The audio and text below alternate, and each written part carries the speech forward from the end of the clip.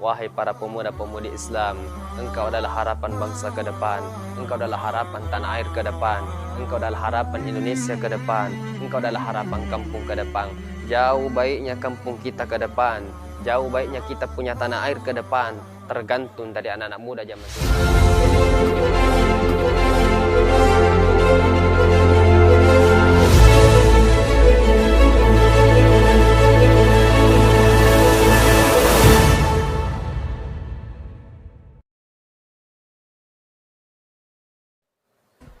Assalamualaikum warahmatullahi wabarakatuh.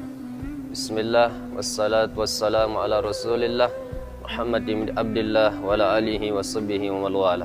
Wa ba'd, segala puji dan syukur kita kehadirat Allah subhanahu wa ta'ala yang sampai pada detik ini, saat ini Allah subhanahu wa ta'ala masih memberikan kita beberapa kenikmatan. Oleh karena itu, dengan kenikmatan yang diberikan oleh Allah subhanahu wa ta'ala berupa tangan, berupa kaki, berupa kepala, berupa penglihatan, berupa pendengaran. Oleh karena itu, mari senantiasa selalu taat dan bersyukur kepada Allah subhanahu wa ta'ala atas pemberian yang telah Allah subhanahu wa ta'ala berikan kepada kita. Dan ini semua adalah titipan. Titipan ini akan semua dimintai pertanggungjawaban di hadapan Allah subhanahu wa ta'ala kelak di akhirat nanti. Salam dan salawat kita aturkan kepada junjungan kita Nabi besar Muhammad sallallahu alaihi wasallam, Nabi yang telah memperjuangkan kalimat la ilaha illallah Muhammadar Rasulullah, Nabi yang telah memperjuangkan kalimat la ilaha illallah Muhammadar Rasulullah ini sampai pada saat ini, sampai pada detik ini kita masih sempat menghirup udara-udara perjuangannya Nabi Muhammad sallallahu alaihi wasallam. Sahabat, komunitas pendakwah keren yang dirahmati dan dimuliakan Allah Subhanahu wa taala. Di dalam sebuah hadis dijelaskan oleh Nabi Muhammad sallallahu alaihi wasallam, qala Rasul sallallahu alaihi wasallam, masalul mu'mina fi tawaddihim wa tarahumihim wa ta'attufihim masalul jazad iza ishtaka minhu udun tada'alahu sairul jazadi bis sahari wal humma.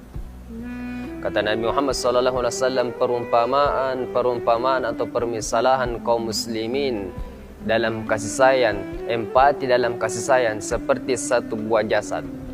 Jika jasad itu merasakan sakit, jika jasad itu merasakan demam, maka seluruh anggota tubuh akan merasakan cacat, merasakan sakit, tidak bisa bergerak. Oleh karena itu, kita selaku yang dirahmati dan dimuliakan Allah Subhanahu wa taala, mari bersatu, mari mendekatkan diri kita kepada Allah Subhanahu wa taala. Oleh karena itu, sedikit saya sampaikan kepada kalian, wahai para pemuda dan pemudi Islam, wahai para pemuda dan pemudi Nabi Muhammad, wahai para pemuda-pemudi Islam, engkau adalah harapan bangsa ke depan, engkau adalah harapan tanah air ke depan, engkau adalah harapan Indonesia ke depan, engkau adalah harapan kampung ke depan. Jauh baiknya kampung kita ke depan, jauh baiknya kita punya tanah air ke depan, tergantung dari anak-anak muda zaman sekarang. Jikalau anak-anak muda zaman sekarang narkoba, anak-anak muda zaman sekarang sukanya mabuk-mabukan, anak mudanya zaman sekarang jauh dari masjid, anak mudanya zaman sekarang sukanya bermaksiat di jalan Allah, anak mudanya zaman sekarang jauh dari ulama, jauh dari para ustadz, jauh dari para kiai, jauh dari para penghafal Al-Quran. Maka lihat kita punya kampung ke depan, lihat kita punya tanah air ke depan, lihat kita punya bangsa ke depan. Agama akan dipegang oleh orang-orang yang baik.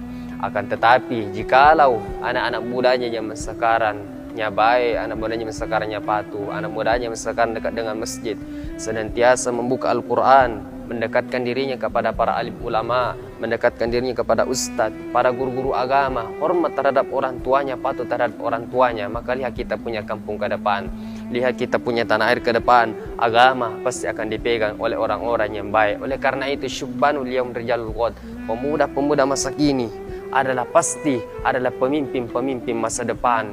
Jadi, wahai anak-anak muda yang dirahmati dan dimuliakan Allah Subhanahu wa taala, kesempatan hidup di dunia cuma hanya adalah satu kali.